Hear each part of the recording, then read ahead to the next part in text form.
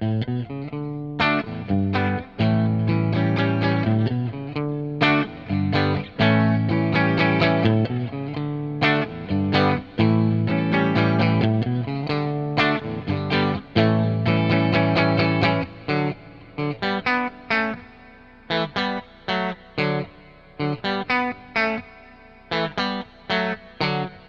guys, it's Carl Brown for GuitarLessons365.com.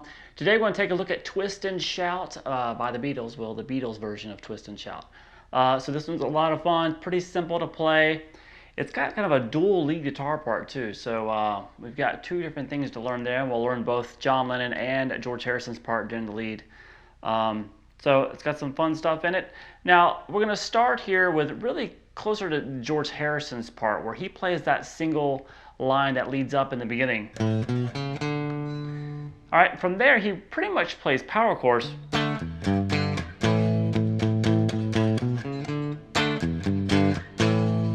Now live he might expand the chords a little bit, but on the recording it's pretty obvious he's playing those power chords. And it was John Lennon's job to pretty much do the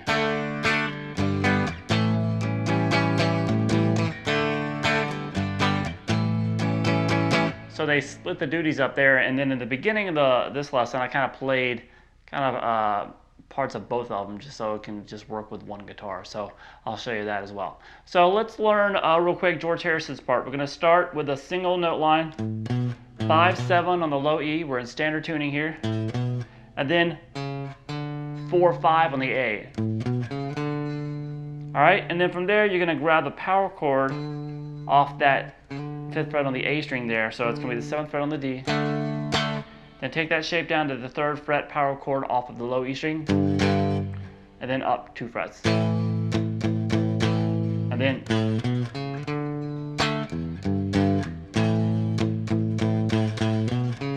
so 1, 2, 1, 1, 2, 3, 4.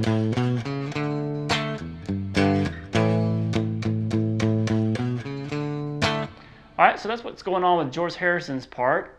John Lennon's more, he's doing the full chords here. So he starts with the D major chord, then to the G major bar chord. So that's the full bar at the 3rd fret with your 3rd finger at the 5th fret on the A, 5th fret on the D, and the 4th fret on the G. Then move that up to 2 frets to the A major chord. So after he first hits the chord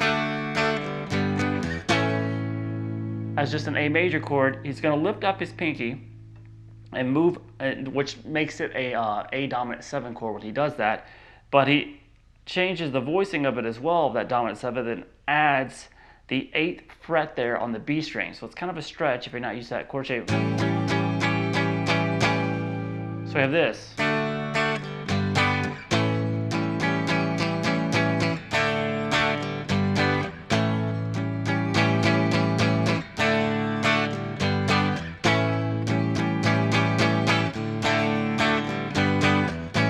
All right, so let's combine those two parts so you can just do it with one guitar if you want.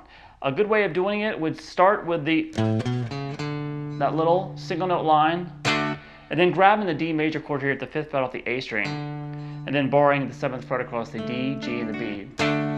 So same notes there. Then go and play pretty much John Lennon's part. Of course, you gotta quit doing that early, so you get a little moving bass line there.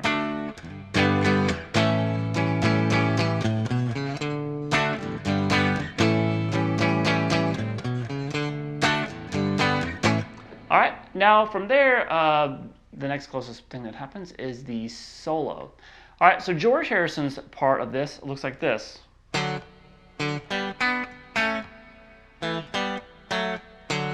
just going to repeat that.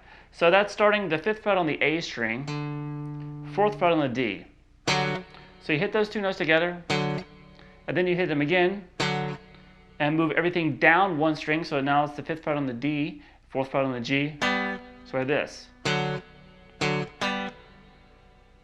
From there, you already have your 4th fret on the G held.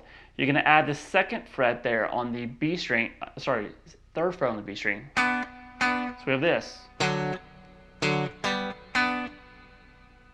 Then you're going to play on the G and the B again, 2. So just do a bar with your first finger across the second fret of the B and the G. So we have this. And we're going to end it with the 2 across the D and the G together.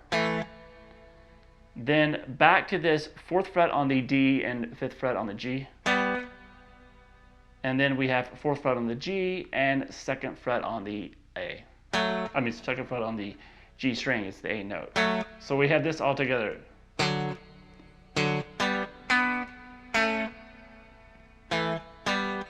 After that chord, start over.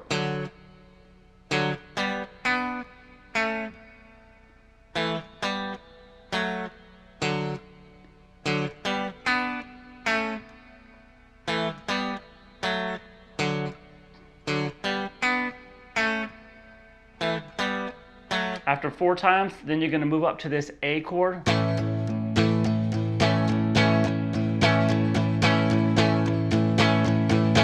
The A bar chord we did earlier, and just kind of hold that as they build the vocal harmonies. All right, now John Lennon's part, similar, but he does approach the chords slightly differently, and the ending chord he plays is a different voicing of the A. So it looks like this.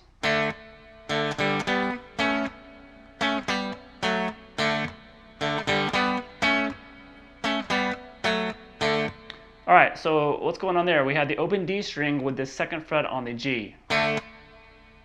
So you hit that twice to start. Then the open D, G, and B string. Then you grab the G major chord here at the 3rd fret on the B, 4th on the G, 5th on the D. So we have this. Slower. And then jump up here to the 6th fret on the G and the 7th fret on the D string. And then play, so we have this so far. Then you play this chord again, then back down 2 frets, and then the same ending chord as the George Harrison's part, and then you start over.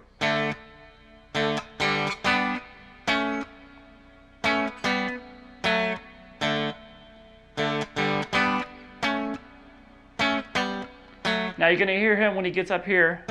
You might hear the open B string in there. He doesn't do it every time, but he does play it every once in a while. So we have this.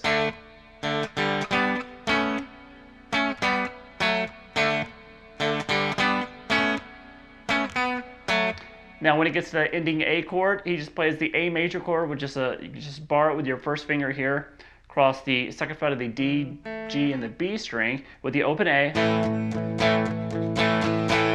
And as he strums it harder and harder, he gets that F sharp on there, which is the 2nd fret there. You're just continuing the bar all the way across the 1st string. And then it goes back in.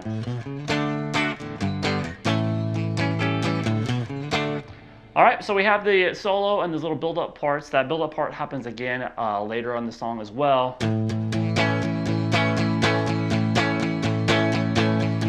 So it's at the end of the song, and they have a little ending tag.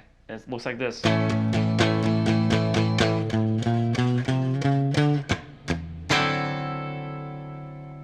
right, so that little line after.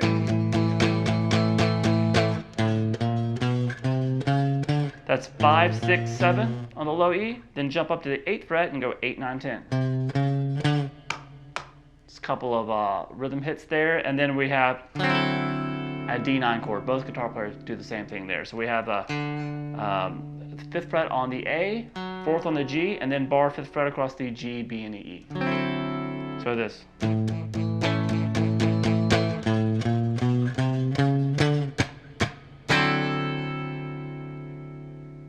All right, hope you guys enjoyed it. I'll see you again soon for GuitarLessons365.com.